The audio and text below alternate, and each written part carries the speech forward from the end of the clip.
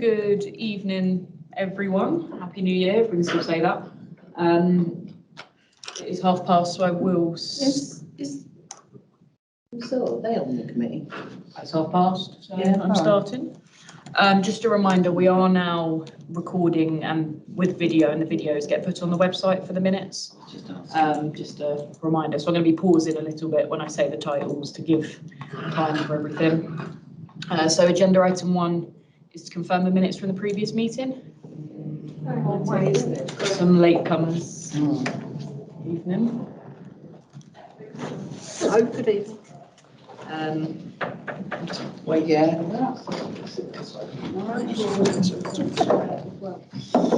Another one, another two.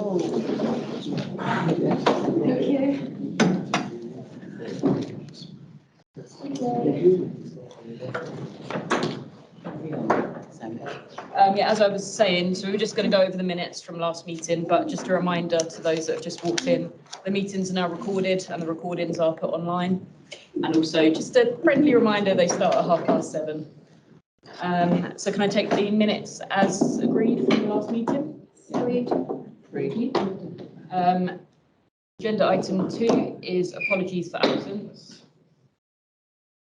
So I've received apologies from councillors Pringle and councillor Cox. Are there any other apologies?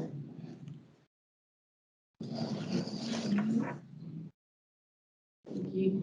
Agenda item 3 is declarations of interest. None. 4 is public participation. We have none. Agenda item 5, consideration of any matter referred to the committee in relation to calling. There is none. So that brings us to agenda item 6, which is the action points from the previous meeting. So,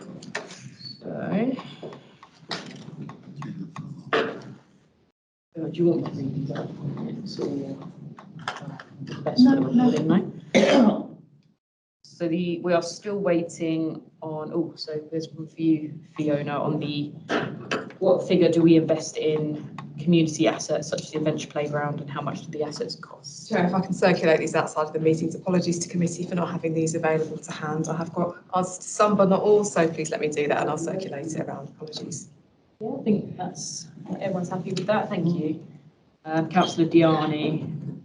That has been rearranged, hasn't it? The training. Just the training that was cancelled. I'm sure there has been a rearrangement because that was with the housing point system, wasn't it? Yeah, I've just done that for March. Yes, so we've got that rearranged for March, so that one can be put in green. Councillor Barrow asked about Diane's report will be coming to the group, and that is coming in March. So hopefully, is that okay, Councillor Barrow? Yeah. Housing points training cancelled the other day. Yeah, that was the same one as that one. And the adventure playground, I think we were waiting until it's hotter, so that one's why that's yellow. So I think we can take the actions of last meeting as noted. Yep. Thank you. Could I just ask, it's a bit difficult sitting on the row, isn't it? Have we got any dates yet for when the presentation might be made about climate change and where we are on the works that have been taken by the new portfolio? Do you have that? I don't know. No? Not in the next 2 meetings, but they are very packed. We've been looking at them tonight. We've got quite a few items to get through in the next couple of months as we have Q3 in the budget. So agenda item 7 is the HRA business plan refresh. Thank you very much, Chair. Good evening, everybody, and Happy New Year to you all. We've circulated quite a few documents, so in order to summarise them, we've put together a quick PowerPoint presentation, which is on the screens behind me. So I'm going to take you through these slides. It'll take about 5 to 10 minutes. Just to highlight some of the key headlines and themes, and then myself and Fiona Jump from our finance team are happy to answer any questions. So this item is about the Housing Revenue Account Business Plan. The Housing Revenue Account Business Plan is the financial plan for council housing. So it's how we finance, how we run services, how we charge, for services in terms of the council housing that we manage in Decorum. It's separate to the general fund, but it is aligned with the way that we manage our budgets as a council. So this is really focusing on our housing budgets for our housing landlord services. So in terms of the report you have in front of you, the purpose of this is to agree the housing budgets for council housing for next year, and also to set out how this links to some of the big strategic plans that we have for the service. It also includes some related policies which underpin our financial business plan. So you'll see there's a policy around how we acquire properties, because we do have the right to acquire properties which are offered back to us, which have been sold under the right to buy. And we do, within our business plan, propose to consider disposing of properties as well, where they are uneconomic to repair, or where there's other reasons for a disposal. So you've got that policy attached. We'd say a few words about that. And you've also got our rents policy, which shows how we comply with the national system for setting council rents. So in terms of our housing services, this is a slide which just says there's an awful lot of work which we have undertaken over the past 12 months around looking at how we can improve our housing services. We have spent a lot of time carrying out surveys of council properties. We have 10,000 rented homes, just over 10,000 rented homes, and we have so far in the last 18 months or so carried out 40% surveys of those homes. So we've surveyed around 4,000 council properties and used that information to underpin our assumptions around investment in our housing stock. We've also done lots of work around our repairs contract with Osborne's in terms of looking how we can improve that, and we're also in the process of recommissioning that, and that will be going to Cabinet this month in terms of the first steps around that. So lots of work around improvement, and there are some other items on the agenda tonight which touch upon some of the work that we've been doing around areas such as asset management. That's later on the agenda, and Mark will take us through that, and also building safety. So a lot has happened. We do have significant financial challenges, and I have summarised those on the slide on the screen. Just to take you through some of those challenges, these are not unique to Decorum, but they are challenges for social landlords and landlords generally within the housing sector. So we have continued to see really high demand for repairs and maintenance to our council homes, and the number of repairs being requested continues to rise year on year. We have a high cost of turning around empty council properties, so we have around 600 or so empty council homes that we have returned to us each year, which we then need to re-let, and the cost of those is quite significant depending on the condition of the property when it's handed back. We have issues around charging for our supported housing schemes, in terms of those charges not reflecting the costs and being subsidised through the housing revenue account, which I will come on to later. We need to build up our reserves, because we put a lot of our reserves into our council house building programme. That was a planned decision, and it's supported the programme that has completed units over the last few years, and is also on site now building more new homes, but we now need to work to build those reserves up. I've mentioned housing investment and surveys of our homes. Just something around climate change.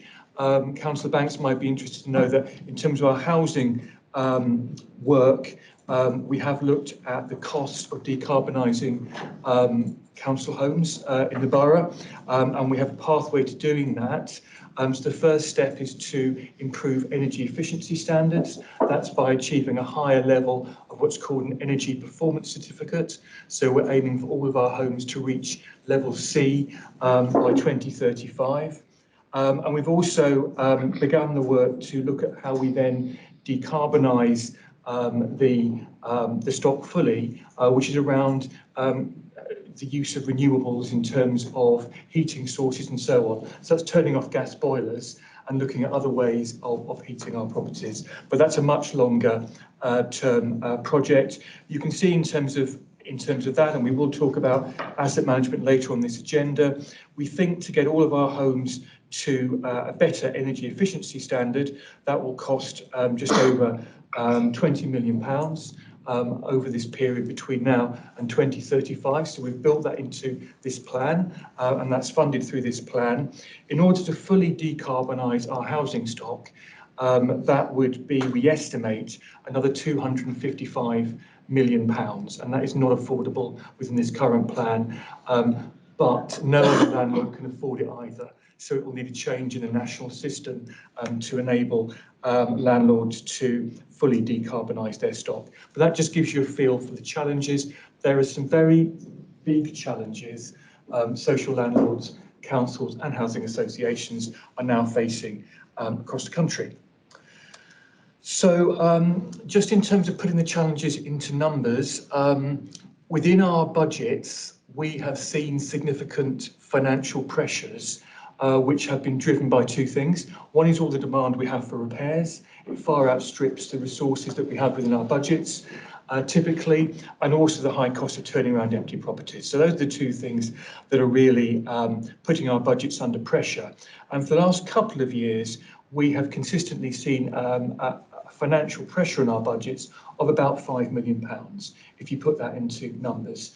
Now, what we actually do is we look at a whole range of ways we can put savings against that from other budgets. So our bottom line isn't 5 million, but within those figures, we're seeing very big pressures around spend, and they're typically coming out at a very similar number each year. So I said I'd say a bit more about this. So just a bit about repairs, and we've got Mark on the line as well, who heads up our repairs services. But just to give some numbers to this, if we are looking, for example, at the current year, we are roughly about approaching 4,000 repairs over the amount that we had allowed based on repairs we've carried out in the past. So you can see that's a very big number in terms of the demand that we have coming through the door. We have the asset management strategy on the agenda next, but what you will see in terms of that is that a lot of our stock is very aged now, and new towns are no longer that new. If you think of Hemel Hempstead, where most of our stock is based, and a lot of our stock is between 60 and 80 years old. So there are some components of it, like roofs, for example, that need a lot more work than perhaps we had thought when we originally put our investment plans together. So lots of repairs demand. And then in terms of empty homes, we're consistently seeing those costs outstripping the budget that we have available as well, for a variety of different reasons. And we are seeing some properties coming back to us which need tens of thousands of pounds of investment. So, for example, they may need major works like structural underpinning in order to re-let them. So there are some very big costs attached to that we're looking to factor into our budgets going forward. I said a bit about asset management. It is next on the agenda. I've mentioned the age of the housing stock, the fact that we've carried out 4,000 surveys, and we've got another 6,000 still to do. What it does mean is that we are looking to invest significantly more in our housing stock than we had in our previous plan. So the figure that we're now looking over 30 years is £280 million worth of investment over 30 years.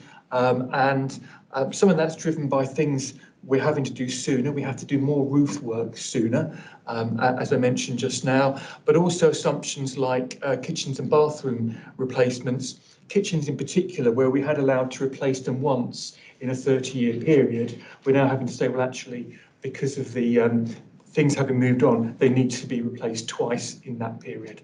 We're having to update our assumptions just to make sure that our properties are in the best condition they can possibly be. Just a brief update on reserves. So I did mention this. This is basically the money that we have in hand to cover off any risks and to provide a contingency and buffer in terms of our finances. You can see that that graph changed quite significantly between 18-19 and future years, and that's to do with the money going into the new build programme. So the council made a planned decision to do that, and since then the reserves have stayed at a pretty similar level. But as part of our financial plan going forward, we want to aim to take those reserves back up to where they were in 18-19, so to build those figures up. And although they may sound like quite a generous provision, if you look at that per property, it actually isn't as much as it may first appear. So very much aiming towards those 18-19 levels in terms of building back up our reserves. So our financial plan is just to summarise some of those points, the demand for our services is high and it often exceeds the income that we're getting in. Our income is fixed, our rents are set in line with guidance produced by government, so we're constrained in terms of setting the rent and the income we can bring in. We have to balance the books. We've got lots of new demands like climate change and decarbonisation, and we will review this plan each year linked to the council's budget setting process. So this time next year we'll be looking at the plan again and updating it in the light of new information. So it will be a moving and dynamic document. So what is the strategy around addressing some of these challenges that I have mentioned? And if you go around the loop, firstly, our recommendation is that we maximise the rent increase in line with the allowable government guidelines. So we can't go above it, but we could go below it.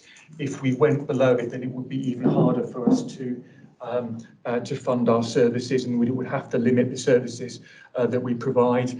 The formula the government uses is inflation plus 1%, typically based on a September inflation figure. Don't ask me why the government uses that formula, but that is the formula they've come up with, which means that next year's rent increase, if this was approved, would be 7.7%. That we will look to bring the cost of supported housing in line with what is required legally, which means that those people that receive the service pay the cost of the service, and it's not subsidised through all council tenants that fund the HRA. That we will pilot higher rents on relets where we improve the environmental standards of them. So we're able to apply a 5%, a slightly higher rent, and what we're going to pilot here is trying to improve the energy efficiency, but charge a higher rent in return as part of our climate change work. Going towards the bottom of the clock, to dispose of high-cost empty properties that are uneconomic to repair. And also to look more strategically at our stock. So, for example, if we had a small block and we only own one flat that's left in it, then it may make economic sense for us to dispose of that one unit for management purposes, because it'd be very expensive for us to continue to manage and maintain it. So there might be other reasons that we might consider that.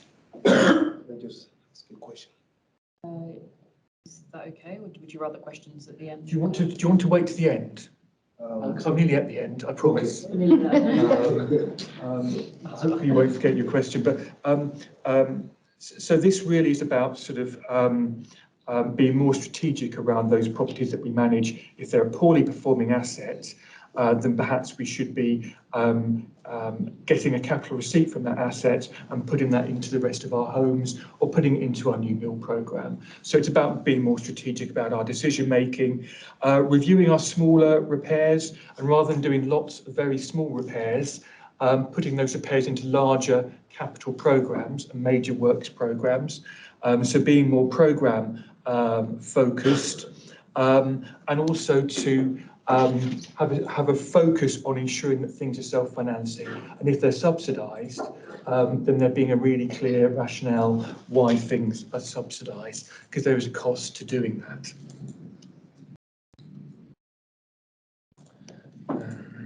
And, so this is just a bit about supported housing as I come to the end of these slides. So supported housing is housing for older people, so it's council sheltered housing, and we have just over 1,800 properties. And at the moment, the way these charges should work is they should reflect the cost of the service.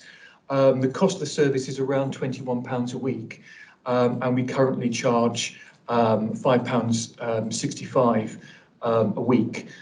So what we should be doing is we should be charging that full amount. So what we're recommending is that we transition to full charging over a 5-year period. So it cushions the impact on residents. We will also make sure that residents, and over half of all residents in supported housing are on housing benefit, maximise their benefit entitlement, because for those people on housing benefit, they will be able to claim housing benefit towards almost all of these costs, apart from a 10% ineligible bit. So it will have much less of an impact on those people. But we are required to charge the full cost and not subsidise it within the HRA, because that's taking money out of our other services which benefit other tenants within our housing revenue account. So that's what we're proposing to do here. We need to bring in full charging, but we would transition it over 5 years to minimise the impact it'll have on the people affected. We're doing some consultation with residents about this at the moment, and we will be doing surgeries and providing one-to-one advice with residents as well, in terms of just making sure they maximise the benefits they're entitled to, so the impact is less.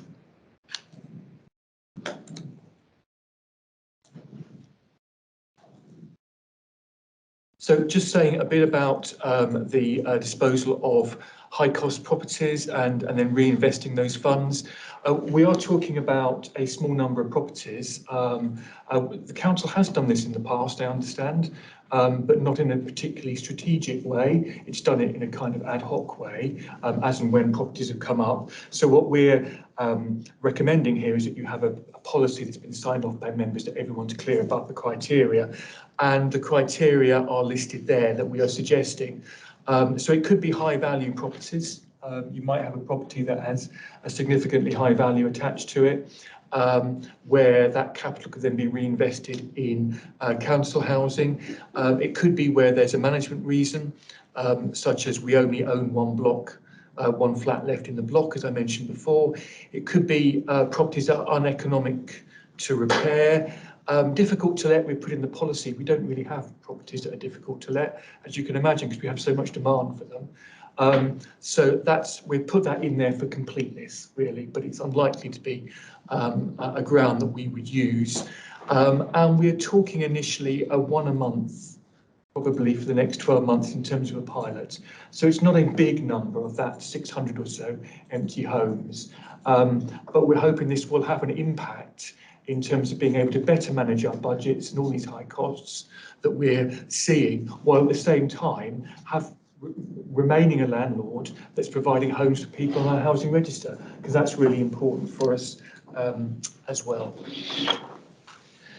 These are the headline numbers, and I would draw so this is the 10-year, so it's a 30-year business plan. What we're showing you there is a 10-year horizon, just to give you a feel for what the investment is. If you look towards the end of the row, that gives you the totals. So you can see that in terms of capital maintenance, that's investment in council housing, over the next 10 years, almost 390 million is the projected amount. We've got a new line there for decarbonisation. If you recall, I said the full cost of that is about 22 million. Well, over the next 10 years, we will spend just over 17 million. So that gives you a feel for the investment there.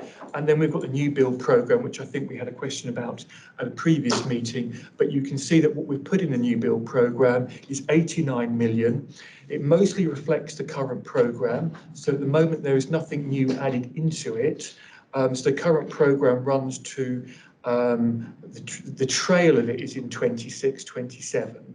As you can see from those figures. And then we've put in an additional £1 million a year after that, just reflecting the fact there will be new schemes coming forward, but each of those new schemes will require a cabinet decision. So that's a summary of some of the things that I've talked about, but I won't repeat it, and that's the final slide. So happy to answer any questions. Thank you, Darren. That was really helpful, really good. Thank you. Councillor Adeleke, did you want to bring the question? I almost forgot my question now. The slide before the supported housing, I don't know which one it is, that's why I wanted to stop you at that point. That one. Where you made the statement that those who use the service, we have to pay for the service. Can you just clarify that, what you mean by that? Yes, so the so if you live in an older person's housing scheme, then you receive a service that is a support service, which is over and above the service we provide to other people in council housing. So you might have, sometimes it's called, we call it a supported housing officer here, but sometimes it's called a scheme manager or warden. It's a service over and above that we will provide for other tenants as a landlord. And that's what we currently charge for, but we do not charge the full amount. And we are required to charge the full amount of that service. Now, if we just went straight to the full amount, that would be a really big increase in that charge that people pay. So we're recommending that that is brought in gradually over a 5-year period. But it's for that additional support service that we provide for older people in supported housing schemes. Can I assist? Okay. Before you roll out this program, are you intending to do like a pilot scheme to see how the tenants will feel about it?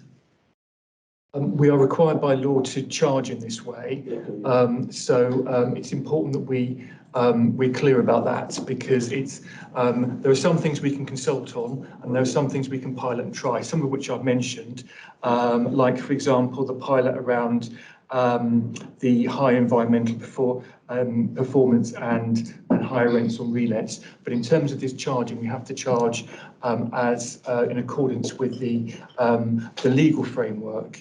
The choice we have is about how we bring it in. Thank you. So you could, for example, just to kind of be clear about that, you could, for example, bring it in over a longer period or a shorter period to minimise the impact on people. And what we're suggesting here is we think a 5-year period is a reasonable way to approach it in terms of the impact on people in terms of paying a higher charge. Thank you. Got a few hands, so I have Councillor Diani first, then McGrovey, and Pesh. Then Kapotsi. I will remind us. I just wanted to come back to the same question you had. Am I correct to say that these charges always existed? They were previously grant funded, which we then never had access to. That means for a while, we kind of took the cost on us, but it was always supposed to be funded one way or the other. Now we're in a position where we have to get it back on because there's a missing grant funding in between, but we can't really put all the charges straight away on people because they're not used to paying it. So we're introducing it slowly, but this always existed. That's just to confirm that is correct. Thank you. Mr. McGrovey. So I understand for existing tenants that would be a sensible approach. Have you considered that new tenants going into supported housing could from day one be paying the rent? I'm very glad you asked me that question, because I didn't cover that, and it is an important point. So what we're recommending is that new tenants should pay the full charge straight away. because at the time that you sign up to something, you know what the charges are, so you can decide whether, so we are recommending that for new tenants, they would move straight to the full charge, and the transitional arrangements are for existing tenants only. Thank you. My question as well. Councillor Pesh. Oh, yeah. First of all, the one to do with the services, I understand that fully. Where the services are provided, like for instance in the Driftway from around in Adeyfield, they pay for services for sort of the window cleaner. Have you got anything in place to check that the residents are actually receiving all the services that they're paying for? So at the moment, we are reliant on a number of things. So we have our tenancy officers that do their estate inspections, those are that is one way that we would pick up issues. We have residents reporting things to us where various work hasn't been done, whether it's windows or cleaning or grounds maintenance. And depending on the type of service, when we may also have supervisors checking in terms of whether cleaning is happening. So, for example, in terms of cleaning of communal areas, there are supervisors that will go around and do spot checks in terms of the rotas. The system is far from perfect, however, particularly around areas like window cleaning, and we're doing a full review around cleaning at the moment, with the aim of improving it significantly. And the first area we're looking at is window cleaning, because the issues around window cleaning, particularly in high-rise blocks where you need specialist equipment and you need specialist training for the staff that operate the equipment, which we currently do in-house. We don't do as well as we perhaps could do. There might be other ways we can do that. So it's very much on our radar, and we are working with the neighbourhood operations team, Clean, Safe and Green, around mapping out all the green assets as well, because there's a lot of work to do around grounds maintenance, hedges, trees. There's an awful lot of work to do around that. But so we have got those things in place. But I think it's fair to say it is an area where we'd like to see improvement. I've got another question, but it's a different issue. Do you want me to? Yeah, continue. Yeah. The other one is about the rent increase of the 7.7%. And I fully understand why you're doing that, but could you just give me an indication? I don't know how much the sort of average rent would be for, say, a 3-bedroom property. What that 7.7% increase is going to be. I mean, I know what 7% is, but I don't know what of if I don't know the price of the cost of the rent. You get If pounds and we're talking about pence. £150 a week rent on some properties, adding a 7.7% would roughly give us a figure, if that's probably the question is. It's probably best for us to come back and give you an Yeah, exact figure based on the average rent. Because I feel at this, at this stage, 7.7 is an awful lot. Do we always go for the maximum each year for a rent increase for residents? Do you know, is it a historical thing? So in terms of, I'm still quite new in terms of decorum, so I'm not sure I can comment on previous rent increases, but most landlords that I'm aware of in the last couple of years have gone for the maximum permitted rent increase.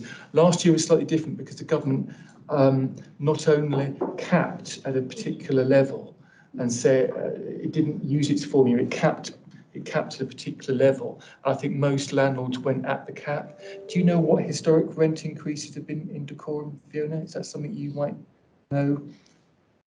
But in terms of the increases that have been taken forward, I think they have always been in line with the government maximum where possible in recent years. The issue about not uplifting by the maximum amount is that you not only lose that amount of income this year, you lose it for every year thereafter, because it flows through the budgets. It means your base rent is lower. So typically, most landlords, with a few exceptions, I think in the last few years have gone with the maximum permitted increase or the capped increase. I can't comment on decorum, but I think Fiona's just confirmed that historically decorum has always gone with the government recommended increase. But the issue is that we'd effectively be cutting services given the I rate of appreciate inflation. that. Average rent we think is around £110 a week. Give you an idea, but we will work out the figures for you and come back in terms of the. All right, Yeah, if that could be circulated, that's just really useful, thank you.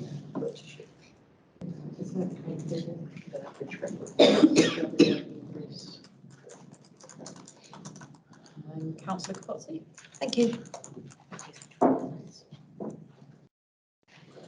Might be obvious the answer to this, but if we have an empty property and we go and we renovate it and it's all good to go, if it misses because there's nobody in it, the 7.7% increase in rent, but then we want to put on the extra 5 because we've renovated it and it's more efficient, energy efficient, etc., is the 5% added to a 7.7 increase? We don't lose that, do we? Because it's been uninhabited when the rent increase is applied. We don't lose it. Okay. We don't lose it because we set the rent at the point the property is going to be let. So you would do the 7.7 from its current rent, no matter how far into the year Absolutely. it is, plus the 5%. Yes, so we'd have a date the property is ready. We would let it normally from the first Monday after that, when the letting starts. So it would already be at the higher rent, and then we'd add on the 5%. Okay.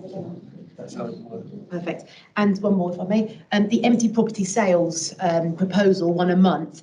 Do we have a list of 12 already? I think 12 houses, that is, of properties. I think the answer to that would be that we don't currently have a list of 12 in the bank, as it were, that we'd be looking to sell, and we will be piloting it throughout the year. We will probably be targeting the most expensive first, so I think we will review it at Q1 rather than go straight and making a decision straight away, unless we had a property that was significantly uneconomic to repair. So, for example, one that was more than £50,000 to turn round, which was an obvious one to put forward, we would probably review the first batch of empty properties that comes forward and then take a view rather than go too quickly. So although I'm saying 1 a month would be 12 for the year, we might not do 1 in April, 1 in May, but we would aim to do 12 during the course of the year. Just with the timescale it takes to sell a property, I know there'd be no onward chain because we're not moving, we're just selling it, so we are the end of the chain. I'm just wondering, with the way the market can take a while, how much we would actually get within the actual financial year, and something that started in the financial year but then falls into the next financial year. Does that actually get counted as next year's income as opposed to offsetting against this year, where maybe the figures have shown a potential income for 12 properties selling and us netting 1.5 million or something on 12 properties, and that's been offset against this year's income, but actually part of it might be into next year. That's all I'm wondering, if we sort of, I get not the first of each month we're going to put a property on the market, but it's about maybe being ready to go towards the beginning of the financial year as opposed to the last quarter or third quarter where we might not get it in the year. That was all I was thinking. Absolutely, and realistically, the experience of other councils and landlords to do this is that basically all the sales you have agreed and banked by the end of December, those are effectively your sales because of the length it takes to complete. So at the point we come to the end of Q3, the position there is likely to be the position that we will achieve by the year end in terms of agreed sales. If those completions go into the following financial year, they will count as a capital receipt in that financial year, even if we overshoot by a week. But we just need to review it and see how it works. This is really a pilot. We can then report back to you and say, look, this has worked well, this has worked less well, and we might come back to you next year and say, well, actually, we'd like to look at this differently, or we'd like to kind of agree a different type of policy, but we can then feed back how it's gone. Thank you. That's the point of scrutiny, which is brilliant. Who was first?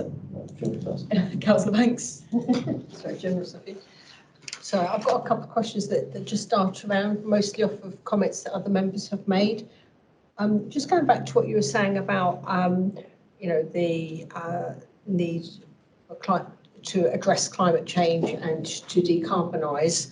And I obviously understand why the council is driven to improve people's homes through new provisions of heat pumps or insulation or what have you. But does there come a point when we would consider whether or not the tenant actually wanted that? Or are we looking at it as housing stock that must be upgraded? If a tenant is quite happy with their combi boiler and doesn't want a heat source pump, or they're happy with their 4 inches of insulation as opposed to whatever the new standard may be, is there any choice from a tenant's point of view, or must they have these upgrades to their property that they're in? So if you look at it in terms of a two-step process, with the first step being energy efficiency and an EPCC, so that's the energy efficiency bit. So that's about fabric first, insulation, those kind of things. So things people will be pretty used to, and in our experience, most people are quite happy to reduce their energy costs. That part of it is quite straightforward, but it is part of a national government strategy that we will be monitored on in terms of achieving that by 2035. So that's step one. I think step one is there's quite a lot of consensus about it. When we talk to residents, we don't tend to get a lot of complaints around that type of work. Step two is around decarbonisation, turning off gas boilers, renewable technologies, heat pumps, whatever it might be. That is where actually people need to be convinced it's the right thing for them. And that technology is changing all the time. That is where I was coming from, really, because I think probably like society-wide, we're all waiting to see costs being driven down or latest technologies coming on stream or what have you. And I just wondered if from a tenant's perspective, they would have a degree of choice about whether they accepted the upgrade to the property, or will we be driven to reduce our carbon footprint and insist that the work is done? Well, we haven't made that decision yet because we don't yet have that second step in place, because we don't have the funding in place to do it, and no landlord does. So it is a good question. It's a question I think for a bit later on. However, nationally, the government has signed up to achieve decarbonisation by around 2050. And I think most so by the time you get to 2035, in terms of having 10,000 homes, we would have to, at that point, be quite clear about what that second step looks like and what the government guidance is telling us. However, what I would say, if you look at heat pumps, for example, I don't know if people have seen a heat pump, but heat pumps have got smaller and smaller quite quickly. So actually, they may be something that people might look at now and say, I don't want one of those. But actually, in future, it might be something where people say, well, it will be just like a boiler or a very similar product. So I think the technology might take us to a place where it's more acceptable for residents. But the point you make is a good one. At some point, the council will need to take a view on that, but that's probably for a later discussion. So just moving on then to the comments we made about applying the cost of services into our sheltered accommodation. I understand that if someone is moving in as a new tenant, obviously, whatever the charges and the rent, that would be a new situation. But for those that are in existing accommodation, I do think there would be some issues that I think my colleagues touched on around what service they get and what service we might be wanting to charge. In my own ward, I have persistent complaints that the grounds aren't maintained in the sheltered accommodation spaces.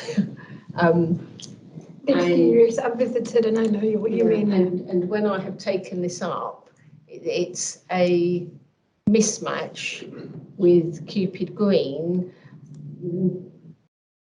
setting the standard that they won't disturb hedges during bird nesting season, but the tenants are still being charged to have their grounds maintained. And it's a mismatch between ecology and biodiversity and them expecting a pristine lawn and a trim hedge. And I think there'll be quite a conflict around paying for a service that's not being delivered. Like the window cleaning is another very good example, like the communal areas that you spoke about. And I just wondered if there would be a clear service level agreement with particularly new residents, existing residents, because obviously new will have that brought into it by accepting their tenancy. I think there's a huge mismatch between the services that housing would be quite happy to provide and then how things have moved on, and Cupid Green have taken a different perspective because of biodiversity and ecology and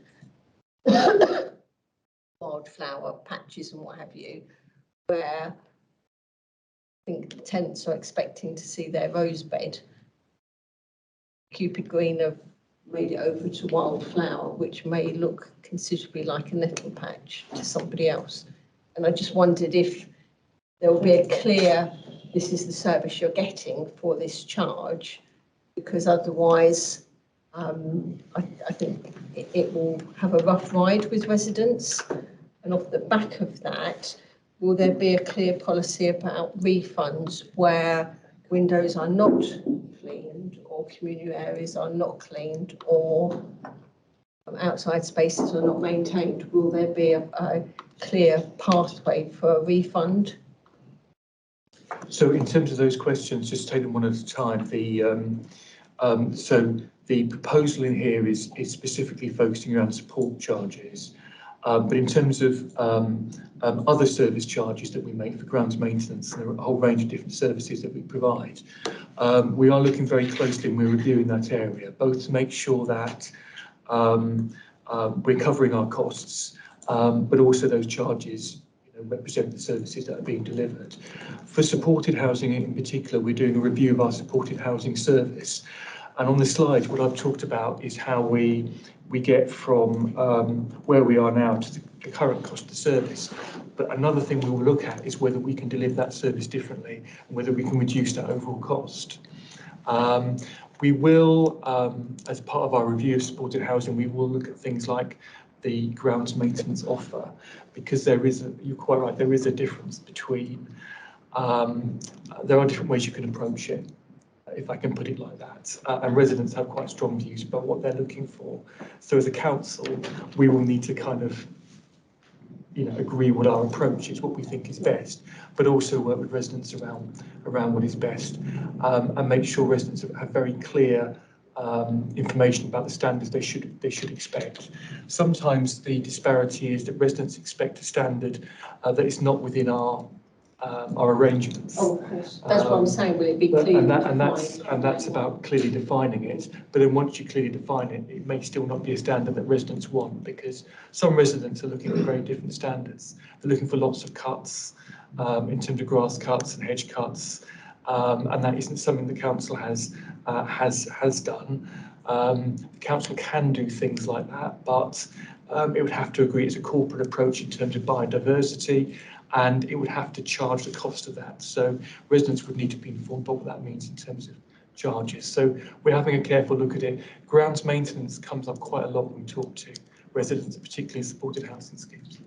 And I think particularly with the mismatch between Cupid Green, Clean, Safe and Green, and how they have moved on from, very clean landscape to bringing in wild spaces and keeping hedges uncut during bird nesting and what have you. But housing doesn't really, there's a disconnect there, I think. My final question, On a good note, I've recently met with a resident who has newly moved into sheltered accommodation, elderly person's dwelling, and she is having the time of her life. She's absolutely loving it. The security. She widowed sometime last year. She's downsized. This is her new life, and she's so impressed with the service that she's had, both from her tenancy officer handing over from her council house into the sheltered accommodation, but also with the communal services that she has of the shared day rooms and setup, what have you. So, it's just one example, and I'd very happily provide her details so that you can bottom out who those officers are specifically. But one of the issues that she does have is the expectation of the service that she will have from the warden, or do we call them? You confused me when you said we had different housing names. officer, yeah, they are wardens, yeah. Thank you very much. I call them wardens still. So for existing tenants, who I appreciate have moved into sheltered accommodation, perhaps because they need that extra level of support, in this transitionary period, as we're ramping up their charges towards a more realistic figure, would there ever be an option that they could opt out of having the warden interaction and save themselves, if I charge? Just come in there, I think then that point they wouldn't need supported living, because Well, that's the key. Yes, So but they they would could never move out either, could they? Because they're adequately housed. So they would be in a catch-22. But they move into I know, supported living, don't they? They wouldn't be able to bid on supported living if they said that wasn't a requirement. I So they have would. no, I have no Yeah, idea. so you wouldn't be But it's moved just- into a supported housing if you didn't require Is it. it There an is age the two type of discrimination schemes on we the do. community? The chair is right in terms of we could, the amount of support that someone gets in a supported housing scheme depends on their support plan, but they do have to have a support need. So we could scale it back if we felt that were just on a risk-based approach, if we felt that was appropriate in terms of their needs. We couldn't remove it entirely because the purpose of the accommodation is to provide support. And if they're in there in the first place, they would have a support need, I think, because they would have been assessed. So in that particular case, I think we might be able to scale it back in terms of support if we felt that that was the appropriate thing to do and that their needs wouldn't be compromised by doing that. We'd have to look at it carefully in terms of the needs of the individual. I think there are a number of senior residents that would consider themselves very independent, and I just wonder if they would kick back, saying, "Well, I don't need that service now." So I don't want that package, but obviously they won't be able to move because they would be adequately housed. So then they're stuck, being forced to pay for a service that they don't want, or that they don't want to pay for, perhaps I should say. Councillor Kapotsi wants to come in here. Do they, the people, I understood that the supported housing people got a grant towards it, and that is actually what goes towards paying this fee. It's not they've got to find it themselves. They actually receive an income because they are in supported accommodation for that very purpose. So that lady, Yeah, that would. she must receive extra benefits or something to help cover that cost. Most people do. I mean, she's there because she needed something. So it's like a whole circle's being ticked, it's all being ticked off. She's not found herself in the wrong place. Because that was just saying how wonderful the service is, and that I would like to, congratulate the officers involved in that move. But for those that are going to kick back about an increase in the charge, could they withdraw from that service? They couldn't move out, could they, because they're adequately housed? So we wouldn't allow them just to hop back into a one-bedroom flat in the community because they're adequately housed in a one-bedroom flat, for example. So how is it? Would there be that? I mean, obviously it's only the existing community as it is, and obviously in time they'll. I think I'm sure they could go on the housing register in that case, but most of them, so there are obviously the community supporteds who I think it would be easier to withdraw, but if they're in a supported housing scheme, then I don't really need an answer, it's Yeah, just. we have written to all the residents about this, and there are dates for each individual scheme where residents can come and meet officers and discuss it properly. So they would have a chance to really have this discussion one-to-one if they want to understand their options, including that they feel they don't need it. I don't think that's the case anyway, because I have visited almost all the schemes, and I do feel the residents are very independent, all of them, but they do need that one person in that building because there's so much goes on. It's not just about them lifting and doing their own work. They do, but arranging those common activities, who's going to be responsible for that? So there's definitely a role of the warden there that can't be removed. Yeah, I get that. It was just a thought, would they be able to ever opt out of it? Not a thought, a alternative action for them if they didn't want to pay the charge. And I think just to sum up, because there have been assessed as having a need for that service, we wouldn't suggest they could opt out of it. The only way you could opt out of it is by moving somewhere different. So I think that would be the position that we would adopt. The other thing to say is the council still has the cost of running that service. So if someone opts out of it, then it makes the service more expensive for everyone else living in that block. So for a number of reasons that I think people will ask that question. I think it is a question people will ask, but for a variety of reasons that is not an approach we would take. Thank you very much. Councillor Laradell, thank you for waiting. Yes, thank you. You mentioned earlier that there was quite a large cost in dealing with the condition of property that was returned back to the council after the tenancy.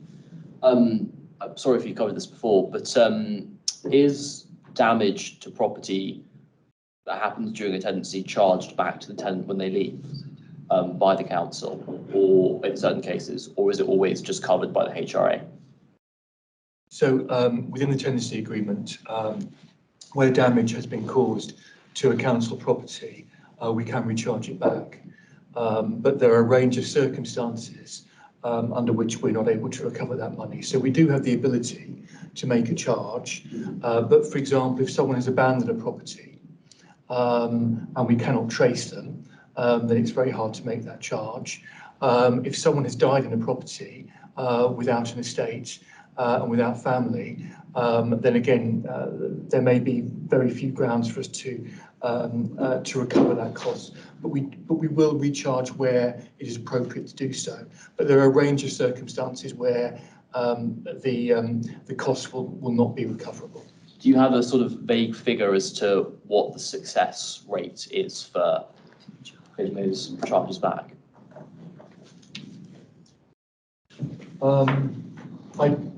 I think the way I would answer that question is by saying that a lot of the costs we incur are not chargeable. So, for example, we might have significant costs to underpin a property that's structurally unsound. That's not a chargeable item against a resident that's lived in it. It's just to do with the age of the property and the way it's been handed back to us. But that's not something we can charge for. So I think malicious damage we can charge for, where we have to dispose of items from a property because the property has not been cleared, we can charge for that. But they're a relatively small percentage of the overall cost in terms of turning around a property. I couldn't comment on how successful we are in terms of recovery rates, but I can look into that if you wish. Thank you. You spoke about as well overall how the service has quite a high demand. Were you referring to demand for repairs or for sort of overall demand for social housing in the borough when you said that and it's mentioned in the report? I was referring to the demand for repairs, okay. However, both are true.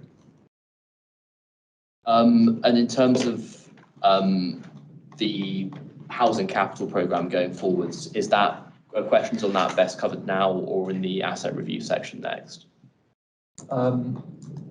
If they're about, I mean, you can cover them now. Okay, yeah, it's about sort of long-term stuff. I note that after 2027, the figure for stuff, money going to new build goes down to projected of £1 million a year.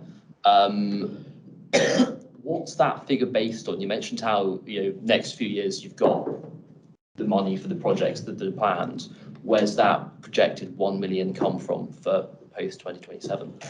It's not based on any schemes, it's a notional placeholder figure. Okay. That means it's a number we've put in there. The number isn't zero.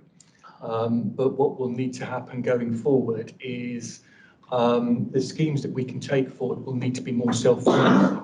So typically at the moment, in terms of our programme, our council direct delivery new build programme, we're delivering 100% social rent. That's the most expensive type of accommodation you can develop. If we were delivering more of a range of tenures, perhaps shared ownership, a range of different types of rent, then it could be more self-financing. In terms of government grant rates, if those change, if that system changes, that will enable more to come forward. So there's a lot of unknown variables in there at the moment, but the current model we have is not affordable going forward because of the demands we have for investment in our housing stock. And you'll find that most landlords are in that position. So we've had a very positive period where we've been able to invest, but going forward, in terms of the business plan and the national framework, there's a limit we can do in terms of these schemes unless they're self-financing. And that's one of the reasons why we're doing a more strategic asset review to see whether we can configure and take forward schemes differently. Is there a plan, or I don't even need a number really, but a plan for how many social homes need to be built over the next 10, 20 years to meet demand or come close to meeting demand, especially, given that we know there's an increase in demand for housing decorum. The local plan that's been put forward is constraining supply massively in the market level, which is presumably just going to push up supply for social housing. So is there any thought given to that in terms of the budget or not? So the numbers going forward will sit within the local plan and the documents that underpin it. So they're part of the planning framework. There is a piece of work called a strategic housing market assessment, and that sets out what the independent evidence-based assessment is of housing need. So that's where those figures sit that you're referring to. We also work in terms of our real numbers, in terms of the 1,300 households we have on our actual waiting list, which also gives information about what people are asking for, what type of properties are in the most demand, for example. So we have that data as well. Our primary duty is to balance all these things up, but we have an absolute duty to make sure our stock is well maintained. Being able to deliver affordable housing will be a challenge going forward, but it's a national challenge. What I would say is that the council has been exceptionally good in the last 3 to 5 years at levering in Homes England funding, and that has supported a lot of this development going forward. If it can continue doing that, bring forward some of its own land, use mixed tenure, it may have options going forward to take schemes, new schemes, and agree new schemes. So you could see those numbers changing. But for now, it's a placeholder figure. When you look at the business plan next year, that figure may have moved on, and you'll see the new schemes being plugged into it. The availability of council land will be a key driving issue here. Thank you. Any further questions on this agenda item? Okay. There are the 4 purposes, the proposals in here, and we take them all as approved, the proposals, the document. Agreed. Well, we can go for just over an hour, so if anyone would like to take this moment to have a comfort break, now 5-minute comfort break if anyone would like that. I'm seeing some nods, so if we can pause for 5 minutes, is that okay?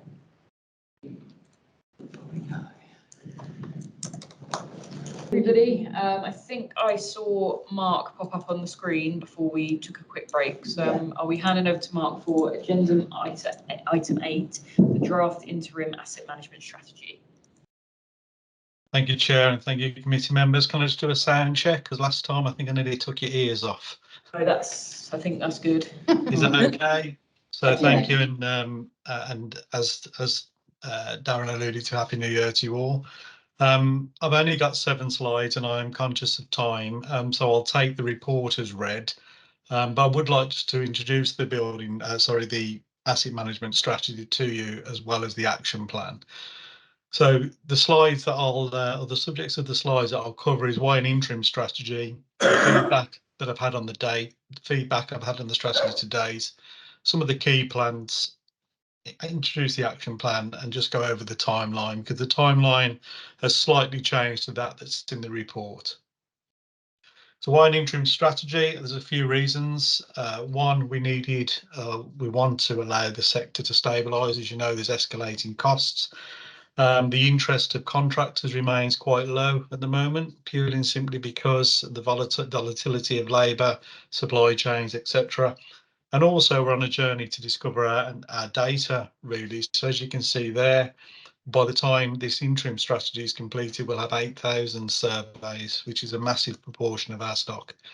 It also aligns with the re-procurement of our repairs and maintenance contract, which, as you know, will start in earnest this year. So that gives us a really fresh start for the incoming contractor. It aligns to everything that Darren's gone through as part of the first agenda item. It also gives the new consumer standards known as the Social Housing Regulation Act 2023 time to bed in, and for decorums, processes and procedures to mature and flex within the needs of those consumer standards. And it also, one of the primary reasons, and it picks up on one of the councillor's questions earlier around the capital investment. As you know, we've got an asset performance tool that all the data is feeding into, that allows us to categorise our stock into performing well, could do better, not performing very well, and potential disposals. So this, again, you can see how this interim strategy and the strategies moving forward will link into the work that Darren's alluded to before. So the feedback that I've had to date on the documents, both the strategy and the action plan, has been overall positive. There was a request to make the link through to the new consumer standards more explicit, which has been done, and the need to state an ongoing commitment to achieve the 100% decent homes year on year. Going back a fair few years, decent home was the driver of change for social housing. It seems to the headline around decent homes seems to have petered off somewhat. However, it is still there. We do have a Decent Homes 2, which has been in consultation for some time now. It's only stalled briefly around aligning the Decent Homes 2 standards with climate and energy priorities as well. But we as a council have an ongoing commitment to make sure that our homes meet that standard, and we have to report on that year on year. So to see key points of the strategy, this is introducing the strategy this evening. It's purposely called Foundations for the Future, and that is to highlight the approach. So up until now, the last asset management strategy was dated 2016 to 2020. It was very property centric. There was no reference to customers. There was no linkage of other areas of housing. So the 6 headings that I've structured the interim strategy around are listed there for your reference. And as you can see, well, the first and foremost one is putting the residents at the heart of everything we do. And I know that can be classed as a buzzword, but as you go into the strategy, you can see that under each of these headings, there is a descriptive narrative, but also at the final, as the section finishes, there's then a bubble of which we have taken key actions and fed them into the action plan. So as a scrutiny committee, you have the option to hold us accountable to say, within your strategy, you said you was going to do 1, 2, 3, and 4 under the heading of putting residents. Give us a report on that. Show us the progress to that. So again, I think the action plan links well to this document, and it holds us accountable.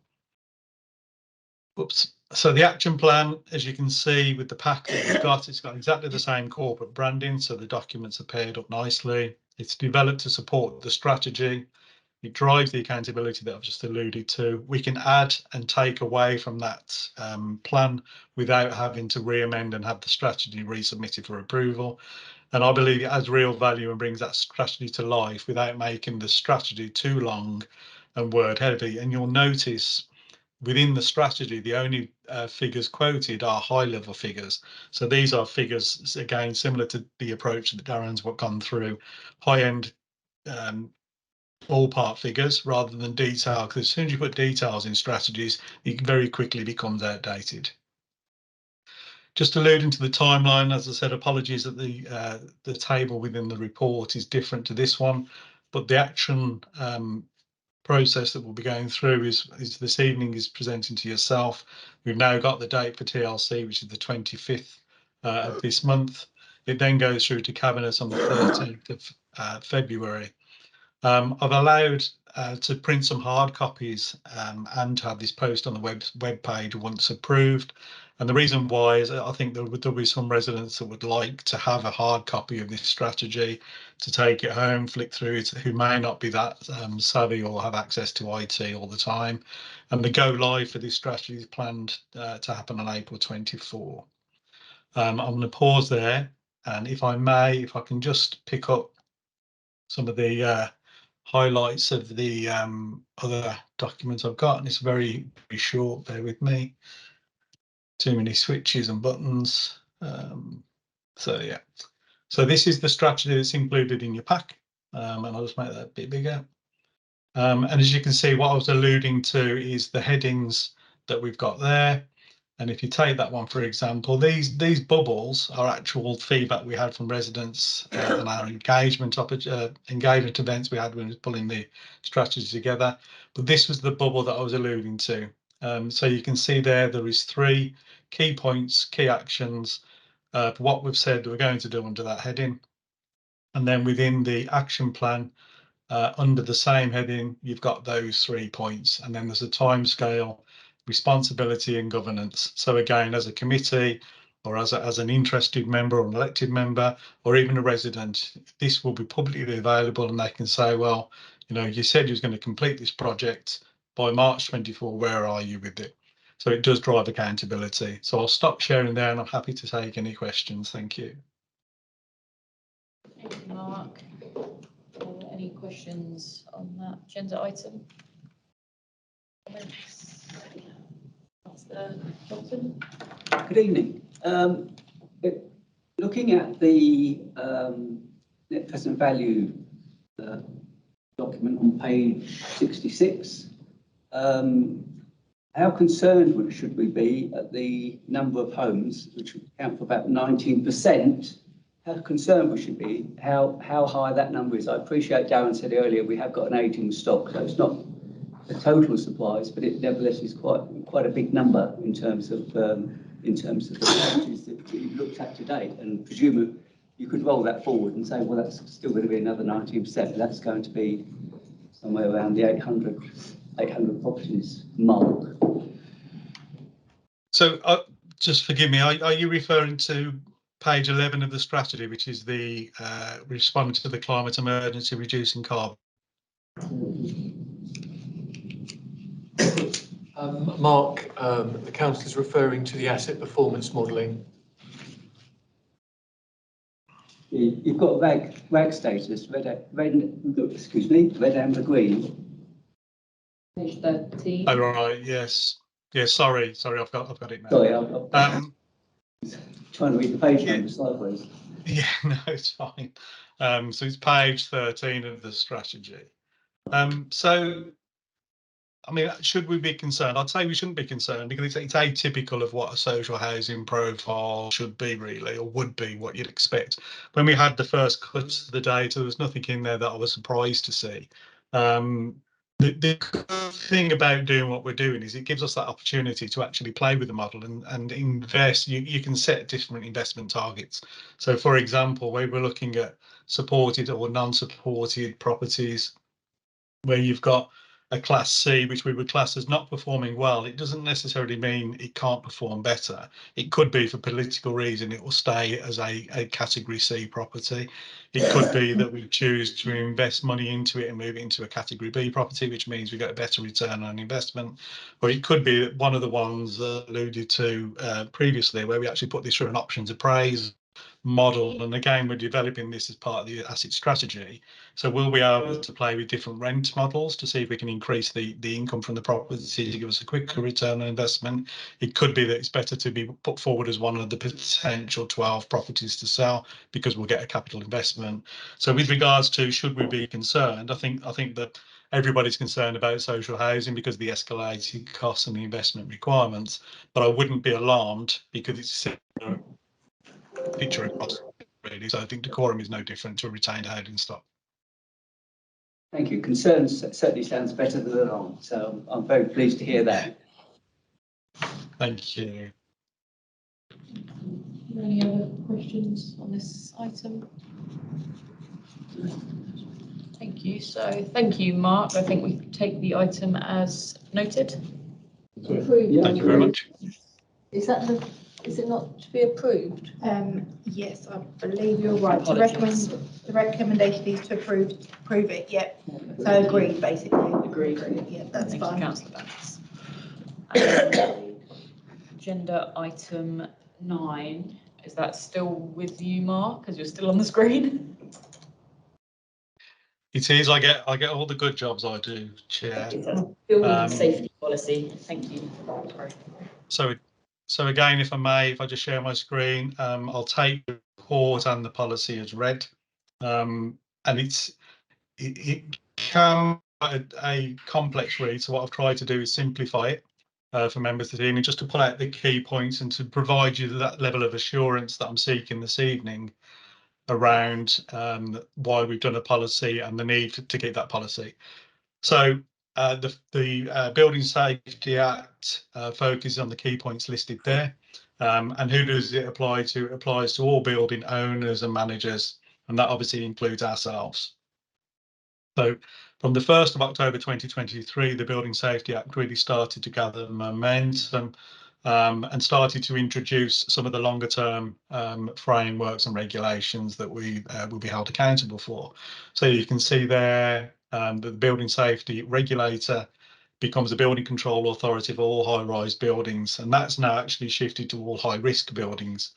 Golden Thread is a title that's been around for quite some time now, and that's all about the consolidation of information in one location and linked purposely to how we manage our buildings. So just to give members an idea of where we are with that, we currently have a decorum and I chair it. It's a building and resident safety group. So we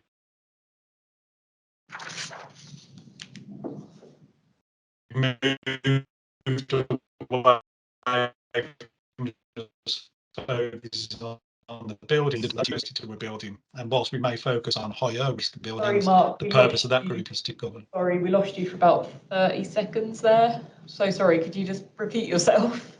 Yeah, sorry about that. I was just going through this folder around the purpose of our building and resident safety group is a group that I chair to hold us accountable to how we implement the Building Safety Act.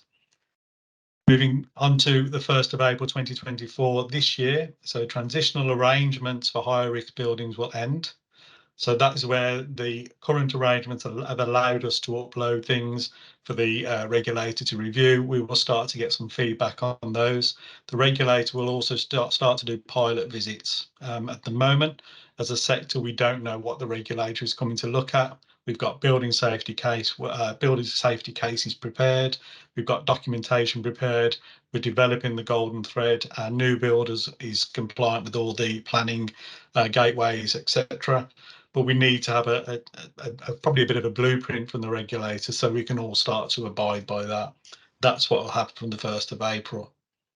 In summary, it applies to all buildings over 18 metres or 7 stories that contain 2 residential buildings. To give you some context, we have 5 buildings in scope which meet that. The 2 blocks in Eastwick Row are actually slightly below that, so we couldn't upload our information. However, as an authority, we are treating the 2 blocks in Eastwick Row exactly the same as the 5 buildings.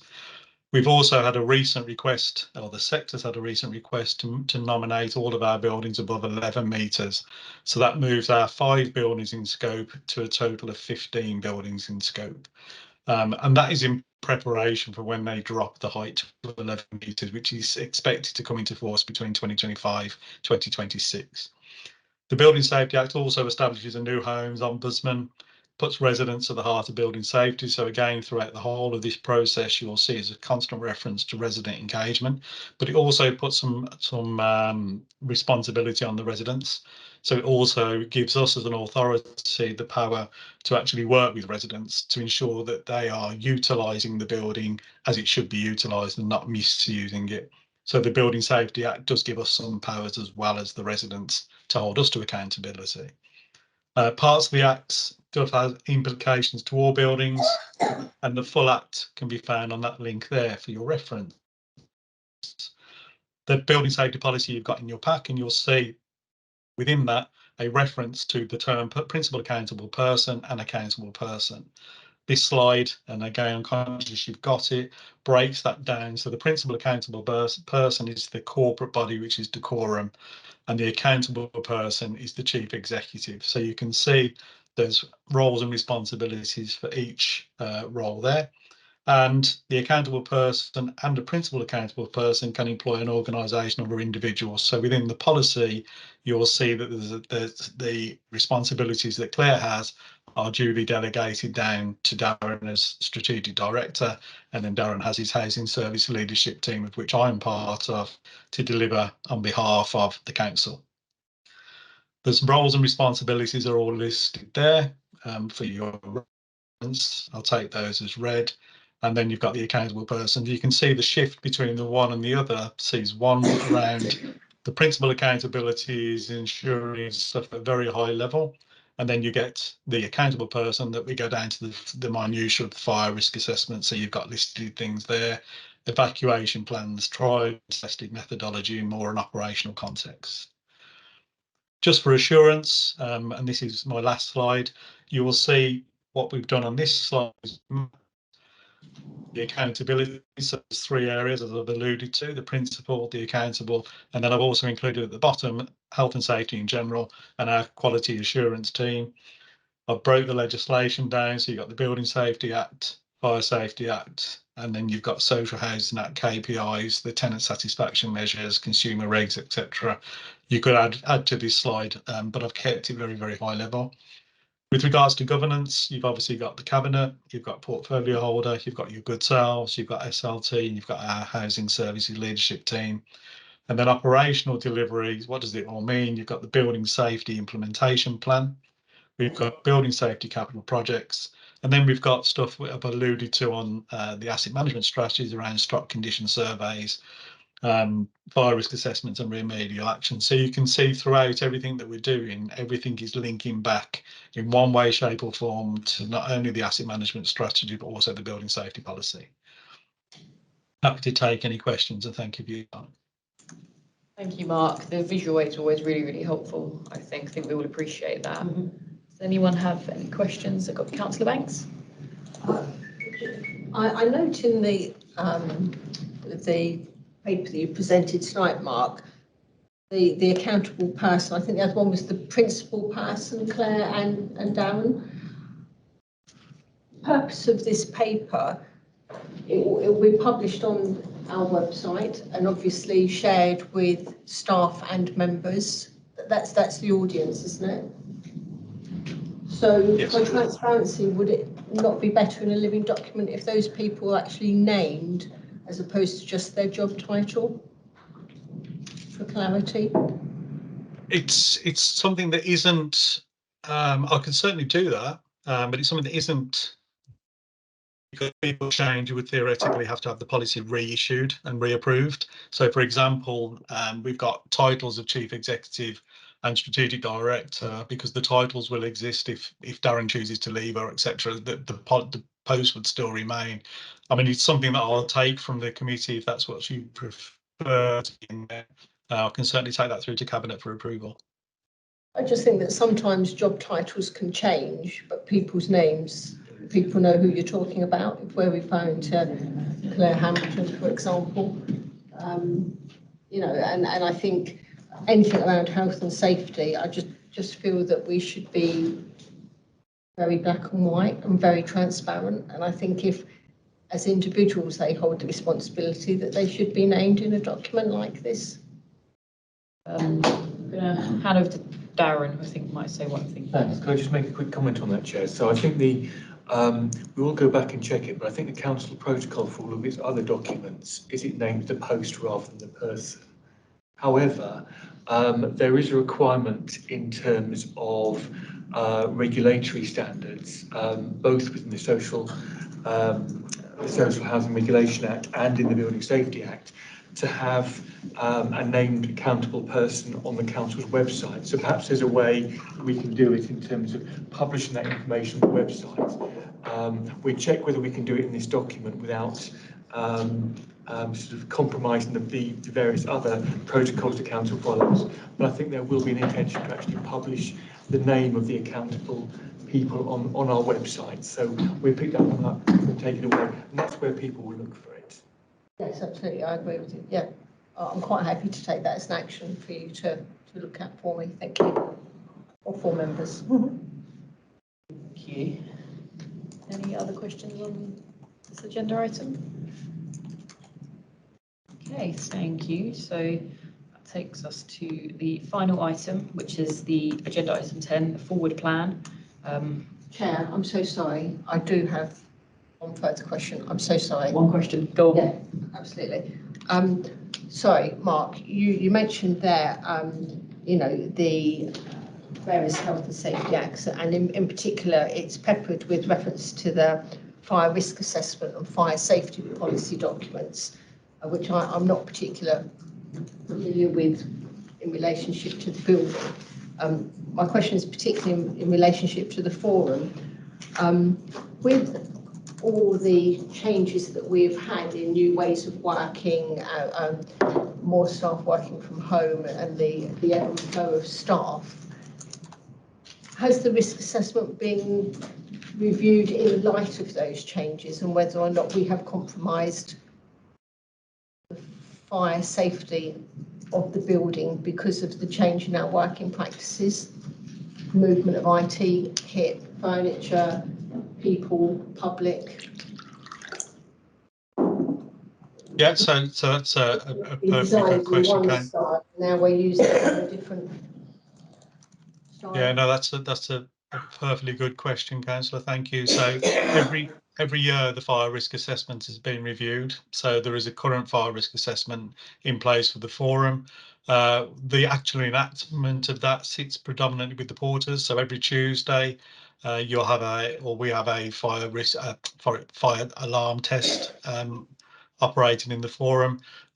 Just before Christmas, I believe it's around November time, October, November time, we've done a full evacuation of the forum. I took some learning from that as well. So it's something that is enacted every year. It's refreshed every year. So it has been refreshed with real lights of agile working. And when we moved a lot of the furniture up from the first floor to the second floor, the fire risk assessment was revisited then because of the increase in number of people on one floor. So we don't necessarily base it on agility or the agile working arrangements. We base it on what's the fire process for the building, what's the evacuation process, what's changed since, and that by refreshing it every year, it gives us the opportunity to do that. So I can give you the assurance that we have done it, and it does continue to be done every year. And then, sorry, just picking up on what you're saying, Mark, if I may, Chair. I understand that the fire alarm system here isn't fully working at the moment, and that there is some gaps in the coverage in those public announcements that are made on the to announce that there's an emergency to evacuate the building, or that it's an alarm. Has that now been fully addressed? Yeah, there was only what happened is the voice announcement module within the fire alarm panel went down early last year, and it took us 3 or 4 months to get replacement parts. We ended up having a complete new panel fitted. In the interim, we had 27 sounder boxes fitted in addition to the voice, so we had coverage throughout the whole of that process. Those sounder boxes are still in place. They still go off every Tuesday morning, along with the voice now. So I think we've got the whole building covered. However, if there's any feedback to say that that isn't the case, then I'd be happy to take that up. But we have walked the building since the reinstalment of the voice system. And as I said, we have fitted a further 26 sounder boxes into the forum as well. No, I don't have any intelligence to suggest it's not working. I'm just disappointed that it's such a new building that it failed in the first instance, really. And obviously a concern. Yeah, no, it was a full PCB board within the actual fire alarm system that went, and we had to wait for parts to come across from Germany, and then we had to have the engineers come across from Germany and reprogram it all. So we've now got a British system in place that negates the need for us to wait in the instance again now. Thank you, Mark. I think there's another really good example of how effective the council can be when they need to respond to things. So thank you. Lastly is the forward plan. We are aware that March's meeting is very full. We can't really add to the next meeting. So we are going to see what we can do with March. We have got, as mentioned above, Diane's, the communities update coming to us. Should we want to approve that addition? I said if we've had to start, if we do, it might be worth looking at other things if they can be moved. If we'll speak to the officers. But because that was asked for by members, the communities update, are we happy to approve that to come to the March meeting? Yeah. Happy with that. And I'm so sorry, I don't think we just moved on a bit quickly there in the confusion. The last agenda item, can we take that as agreed? Yes. Agreed. Thank you. And I have no AOB, so the meeting's closed at 21:09. Thank you, Chair.